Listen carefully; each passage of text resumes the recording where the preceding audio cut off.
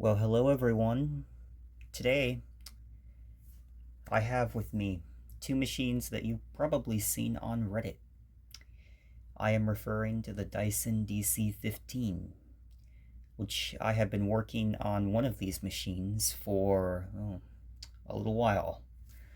And I will be showcasing each of these machines in their full glory, showing y'all what they are. And I've also taken one of them apart, so I know how these work and I know what y'all are going to be seeing, so let's get into it. First off, let me just start off by saying that both of these machines are mint, meaning, well, actually, that's the wrong word. Refurbished. Refurbished means that they have been properly tested, properly worked on, properly taken apart, and cleaned. Cleaned thoroughly. Like there is not a hint of dirt anywhere in sight. Let's start off by looking at the attachments. The Dyson dc15 All Floors comes with 3 attachments. One of them being this upholstery tool. You got the 2 little lint pickers right there. And what you can do is you can also rotate these and to help get the perfect cleaning angle. And these actually sit flat to the floor. So this is actually a pretty good design. Next up, we've got the dusting brush. It's a very, very soft dusting brush, and just like the upholstery tool, you can rotate for the perfect cleaning angle. This might be better off for cobwebs or something. And this is probably good for dusting. It's a good attachment. Now the final attachment is the crevice tool. This crevice tool right here is at an angle, if you can see, meaning that it's really only good for, like one little angle. A lot of backlash is on this tool, but I mean, while using it, it's actually pretty okay. So how you actually access the attachments is you flip up this little wand cap right here, and you pull this yellow part upwards. So now, there's one more step. As the diagram states, you have to push the yellow button, and there we go. You now have access to the wand, and this wand goes quite far. It's pretty long. And another great thing is you actually have a little channel here that locks in place, but it actually doesn't. So yeah, that is pretty weird. And another cool thing you can do is push these 2 buttons. It's hard to do with one hand. Hold on. Alright, now that the 2 buttons have been pressed, we now have the hose. And this hose stretches really far. I think it stretches like 17 feet. It's good. Really is. And you can put your desired attachment of choice. I just dropped that, but you get the picture. This actually brings me to my first fail point of the machine. That being the chassis. So I call this the chassis, or I guess the original part is named the chassis, but to put it in perspective, that is the body, the main machine body. So that's what the machine, is supported with. And the issue with that is they have a whole gaping hole in the back of it. And sometimes, if you're not careful, they can snap right around here. And that would be the issue. This one's actually okay. This one is good. This may look like a crack, but it's not. It's just in a line. And the other side has that line too. So, yeah. That's pretty much the back of it. Let's see what the attachments look like on the machine. Here's what the upholstery tool looks like. We got the lint pickers. Here's the dusting brush. so you can get your couches and sofas and maybe even cushions. And of course, we got the crevice tool for all those nooks and crannies.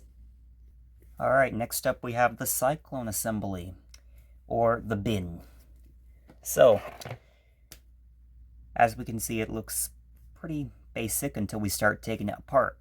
First off, we got the little red button here, which you push, and the flap opens. If we take it apart further, this little purple button, you push, and the bin just comes right off. And now we have the cyclone. If we look up in here, we can see, if you can see where it's been cleaned. It is important to try to keep these cyclones clean to help with suction. It really is useful, so I do recommend that. Now we move on to filters. This machine has 2 filters. One of them is in the bin, and we're going to pull up this tab right here. And that brings us to the first filter. So here it is. It's basically some sort of like low-grade foam. It's got the wash every 6 months, and that's pretty much what the filter is. And this is one of 3 styles of filters that fits in this machine. I'll show you the other styles that work. So these are the 3 styles of filters that you can fit into the machine. The first being the genuine one. If you still have yours and it looks good, yeah, that's an option. Or if you find new old stock ones. These are very difficult to find. And this really is a shame because this is a great filter. We have the cheaper 14 style of filter, which you can find everywhere on eBay, Amazon, any third party, or I guess secondhand website. Actually, that's the wrong way to say it. I guess any vacuum cleaner website, this is the one you're likely to get. And then there's actually one more option. You can fit DC19 filters in the DC15. So it's the same style, it's just the filter looks more like a DC17 and DC18 style of filter. And this is a pretty great replacement if you can find like a new old stock one. And the best part about this is you can actually wash this. Now, the foam one on the DC15, it's so old that the minute you wash it, it will just like break apart, because the foam has degraded for like over 20 years. So here's what I mean. So it looks all nice until you wash it, and it just degrades. This is what happens. And these foam filters are good until they just get too old and they just degrade. And that's what happened on this one. Now we move on to the second filter, which is actually built in to the machine. That's where the cyclone rests on. And you can't get to it without a flathead screwdriver. There are 3 tabs you gotta pull up to get to this filter. This filter is brand new. I replaced it. I'll show you what the filter looks like. Okay, here's an old filter. I don't have a new one to show y'all, but this is what the filter looks like when it's out. You can see the tab. These are what the tabs look like. 2 and 3. The last one you actually have to remove the hose to take off. And this is the old filter, but if it looks like this, actually I could have gotten like 1 more year out of this, but either way, if you have a machine and it's this old, you might as well just replace it to keep the machine up and running and to get maximum suction. Okay, so now we move on to the good part. Let me just put this cyclone back on. Now we move on to the actual cleaner head and the motor. So basically, this cleaner head has this is the first machine to have 2 motors. The main motor, suction motor, is in this ball. And the second motor is located under here. this is the brush roll motor. Now you can't actually remove this. You actually have to, well, I might have some pictures I can show you, but you disassemble a circuit board located on the right side of the machine. And it's like a whole process and everything. And that's really all I can tell you about that. You also have a blockage port on this machine. So if you just pull this tab right here, you can take that out and look for blockages. So that's pretty cool. So I'm sure you're wondering about the big thing that looks like a butt in the middle of the room. And that is the ball assembly. Y'all may think there's nothing inside of it, but you'd be wrong. The motor is actually located in here. So I'm sure y'all are wondering, why do you have this? Well, a year after I finally finished refurbishing the yellow machine, the motor bearings went bad on the motor. So I had to replace the motor. And when I was taking it apart, well, to be honest, I really didn't feel comfortable doing the repair. So I tried calling a vacuum cleaner store, and they declined the offer. They wouldn't fix it. So I took on the challenge, and it took 3 hours for me to safely disassemble everything. And in those 3 hours, it was so many hidden screws and wires, and it was just insane. But, yeah. And in the ball, there's a motor casing. And then finally, we get to the actual motor. This is a Dyson Panasonic motor. And that is what they used on these machines. So here we got, you can turn that, you can hear that. It's actually not supposed to be making those noises, but yeah. Got the little wires here that plugs into the wires in the circuit board. And the motor actually doesn't look too bad. It really doesn't, but yeah, the bearings are starting to wear out and strip out. And this motor is just about scrap, but it's very cool to show. And, you know, I feel it was perfect for this little demo. So, yeah. There's actually this little clear piece, too. Now, it's kind of like a wheel, because, you know, it's a Dyson fidget spinner. You can spin it if you hold it. And this actually is what keeps the ball rolling. So that's actually really cool. Here are all the parts lined up, so you can get a nice little good look at it. I do have pictures on Reddit of me doing this motor change, and believe me, it was not easy. There's also some numbers on this motor. That's actually insane. I didn't think that was going to be there. The number says 423,874. That's shocking. I didn't think it was going to have numbers on it. That's pretty cool. Alright, so I've got the machine plugged in. Now I'm going to show you all the real sound of this machine. So when I switch the machine on, before I do that, it is a very quiet machine. This machine has very strong suction, but is very quiet, and that's what I love about this machine. So I'm going to switch it on for a quick sec so that y'all can hear it.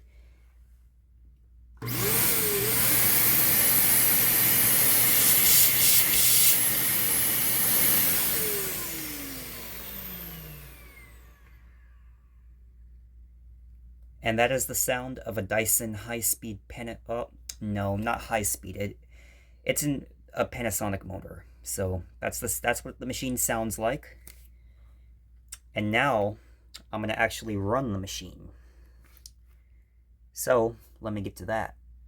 One other thing, this machine is the first machine to have brush control from the switch. I'll show you what the whole machine sounds like.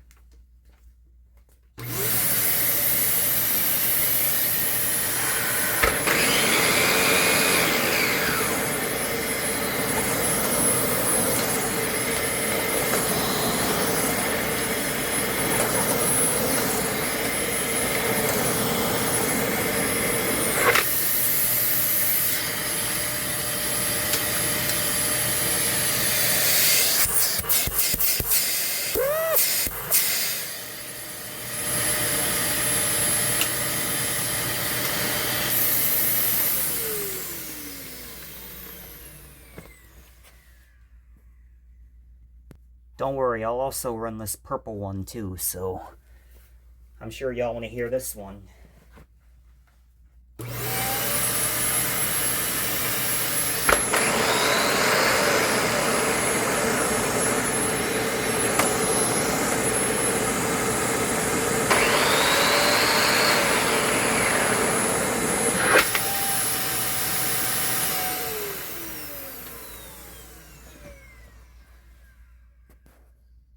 Alright, that just about concludes the end of my video. Both of these machines are excellent. They work really well. They get the job done. But overall, do I recommend them? Well, that all comes down to personal preference. If you must have the machine, you can buy them used on eBay. But I do want to warn you, they aren't known for coming in great condition. The yellow one I purchased 2 years ago. I bought from, actually no, I think it was a year ago, but I bought it from eBay, paid $170 for it, and when the yellow one came, it was in terrible shape. I kid you not, the machine looked terrible. It looked like something straight from the trash. It was shipped in a box with only, it had no packaging. It was just shipped in a box. I kid you not, I was shocked when I received it. And it had damage to the cleaner head. And for some unknown reason, I didn't return it. I couldn't. He didn't accept returns, so. But I didn't know this back then, but, you know, this is like a hit or miss. And it took me like a year to find all the parts needed for me to fix the machine up. And the purple one, I bought the machine refurbished from a vacuum cleaner shop. So, you know, this one got great care. And overall, it was just a better machine, period. It had a clean bin, clean brush roll, and it just needed a new HEPA filter, which I was easily able to get. So the HEPA filter might be easy to find, but I can't say the same for other parts. The attachments aren't the same as on a DC-14. If I try and fit it, it won't actually fit, and that's the issue. So attachments are really difficult to find on this machine. Another thing are end caps, the brush caps, you know, this little gray thing right here. Those are also difficult to find. You can sometimes get away with putting them on machines like the DC-21, maybe the DC-18, I don't know. But the end caps, they strip out. They're just as bad. And on the yellow one, the caps were stripped out, and it took me, oh my god, it took me a very long time to actually find replacement ones. And I got real lucky that I was able to refurbish that. So, yeah. My conclusion is they're great machines when they're, you know, cleaned out and refurbished and well maintained. But if you're a normal person, I don't recommend this machine to a normal person. Or like a normal consumer, someone who knows absolutely nothing about vacuums. Because although they're good, if you break something, you're going to have a really hard time trying to repair it, unless it's something like the hose or the wand or something in the bin.